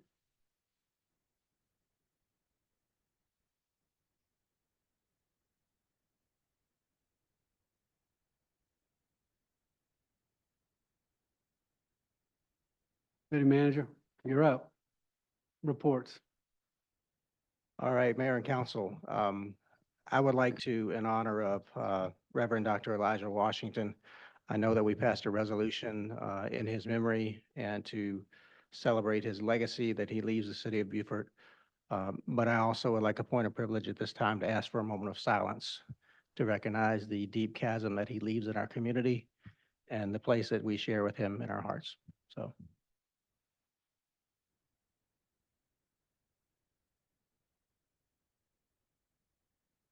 Thank you very much. On July 9th, I met with County Administrator Michael Moore and Hank Amundson, Special Assistant to the Administrator, for a staff-level discussion about the possibility of a future penny sales tax referendum to support capital projects. On July 10, the mayor and I welcomed Megan Silsby, who is the new Executive Director of the American Red Cross Low Country Chapter, along with their board chairman, Ambassador Thomas Carter. On July 16th, I attended a video call with our Ukrainian sister city, Ostro, hosted by our 3 local Rotary clubs. It was an honor to attend both as the city manager and as a Rotarian. I especially want to commend Mayor Pro Tem McPhee, who represented the city very well when speaking to the people of Ostro. On July 23rd, I was honored to attend the fire department swearing in and promotion ceremony. I'd like to again congratulate the following members of our fire department. Promoted from recruit to firefighter 1, Maeve McDonough, Damian Henry, and Corey Higgins. Promoted from firefighter 2 to firefighter 3, Curtis Yaki and Tawana Kozlowski. Promoted to lieutenant, Andrew Cox and Andre Pedra. Promoted to captain, Brett Johnson. Promoted to battalion chief, Trey Carter. And promoted to deputy chief of operations, Peter Donji. Many thanks to Chief Ogden for the invitation, and congratulations once again to all our promotees. I would also like to extend congratulations to our recently promoted police officers. Officer Joshua Taylor was promoted to Patrolman 2 on July 2nd. Master Police Officer Greg Lineacre was promoted to Sergeant on July 17th, and Officer DJ Bullington was promoted to Patrolman 2 on August 18th. Additionally, in July, Deputy Chief Bazin and firefighter Brian Hakes served as counselors at the South Carolina Burn Victims Children's Summer Camp. At the close of camp, firefighter Hakes was selected to represent our state at the International Burn Camp in Washington, D.C. This is a well-deserved honor that reflects highly on both our fire department and the city. On July 31st, the mayor, deputy city manager J.J. Sauvé, and I joined the Beaufort County, the town of Port Royal, and USCB staff to meet with Representatives Shannon Erickson and SC DOT representatives. We highlighted several city concerns, including Bellamy Curve and pedestrian safety improvements for students traveling between housing, dining facilities, Boundary Street, and the main campus. On July 28th, we celebrated the ribbon cutting for the new Pigeon Point Playground. Many thanks to staff for making this project a reality, especially Capital Projects Director Raul Dominguez and Public Works Director Nate Farrell.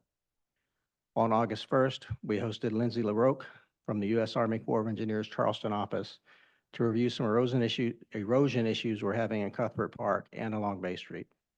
She shared several potential programs that may assist us in addressing these sea level rise impacts. Looking ahead, on Tuesday, August 26th, Council will hold its quarterly capital projects update work session at 5 p.m., followed by a special work session on employee compensation based on our recently completed classification and compensation study. I also want to thank Medical Officer David Evans, who also serves as the city's emergency manager, for leading CPR and first aid training for all city staff.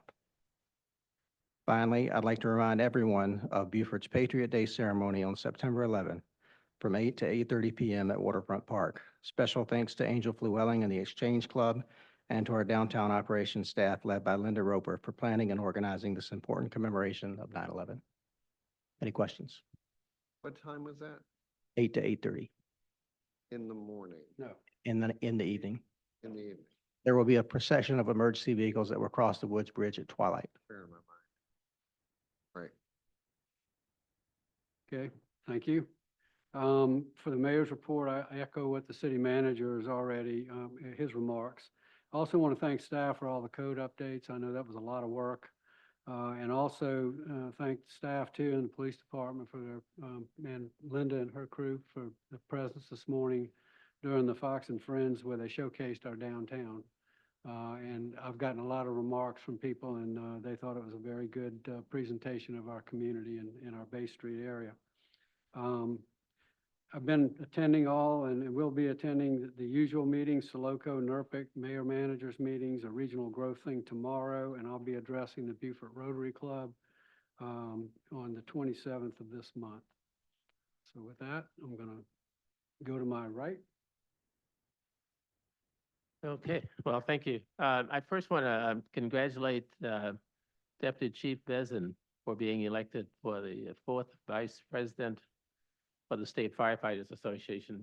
I don't know that Chief Ogden mentioned that during his remarks in the work session, but yeah, I don't know, somehow you sent it to me. I got it, but congratulations. I shook his hands earlier. Also want to thank the fire department for supporting the Unity in the Community. So we're back in June, but we call it the second annual, so we want to institutionalize this thing. So look forward to your support going forward for that. While I'm talking about the Charles Lynn Brown Center, I spoke with Chairwoman Alice Howard of the County Council to thank them for their follow-through on their promises that they made to the Lynn Brown Center. You know, quite a bit of money the county has invested at our request, and who knows, maybe they would have done it anyway. But in any event, it's been wonderful working with the county, and I wanted to let Alice, Councilwoman Alice, know that and asked her to pass it on to the other council persons for the president pass.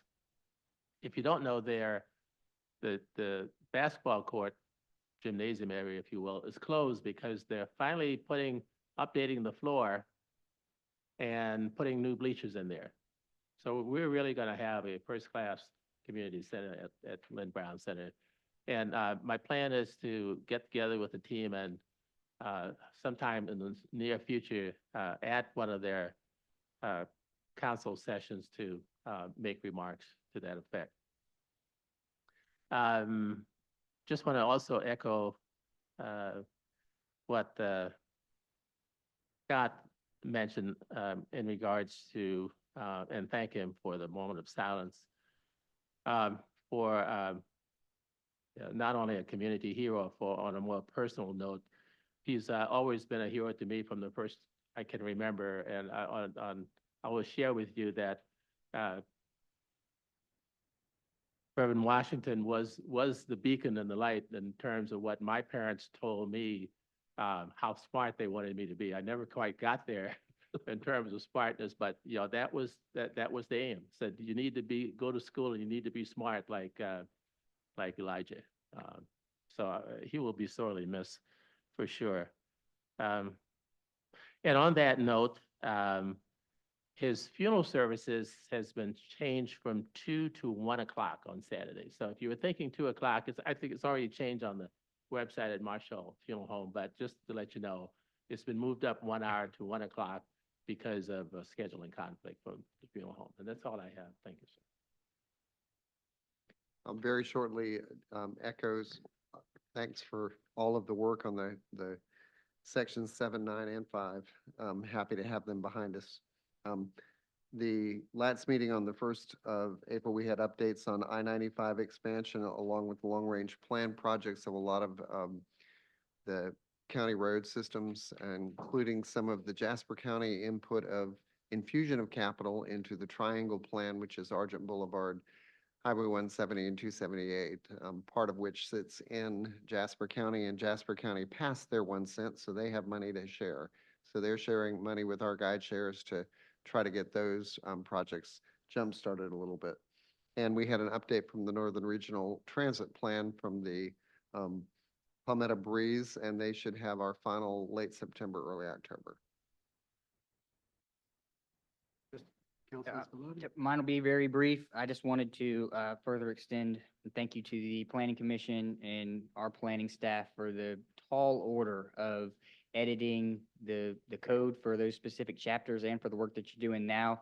That was specifically set out to focus on the tree canopy coverage in order to preserve and protect the environment, to enhance the open space. There was a lot of exemptions that would allow for clear cutting without much open space requirements. So to close those exemptions, and then to tighten up on the traffic impact analysis to ensure that we don't fall further behind on our infrastructure. So it was a tall order, and I'm happy to be through it and done with the second reading. So thank you very much for that. And then just want to thank Jared for the presentation again in the work session. I know a lot of work went into it, a lot of time. So thank you very much for that effort, and I hope to continue that conversation. Last but not least. I'm gonna be briefer. First of all, I just want to say what a great man Dr. Washington was back when I had my store, my parents' store, back in the 80s. I mean, he was always consistent, one of my favorite customers. I mean, always even-tempered, never raised his voice, and everything. Just a really great person. Always wore Florsheim Rivas. I'll tell you, well, I won't tell the size, but anyway, the style was called the Riva by Florsheim. Came in every other month and got a pair. Anyway, You'll be missed. Very good man. With that, I'm just gonna go, I know all of us are tired. I'm gonna make a motion to go into executive session pursuant to Title 30, Chapter 4, Section 78(1) of the South Carolina Code of Law, and discussion of employment, appointment, compensation, promotion, demotion, discipline, or release of an employee, student, or a person regulated by a public body, or the appointment of a person to a public body, and pursuant to Title 30, Chapter 4, Section 70A2 of the South Carolina Code of Law, discussion regarding the purchase or sale of real property. Make a motion, we go into executive session. Second. Got a second? All in favor, signify by saying aye. We are going in executive session.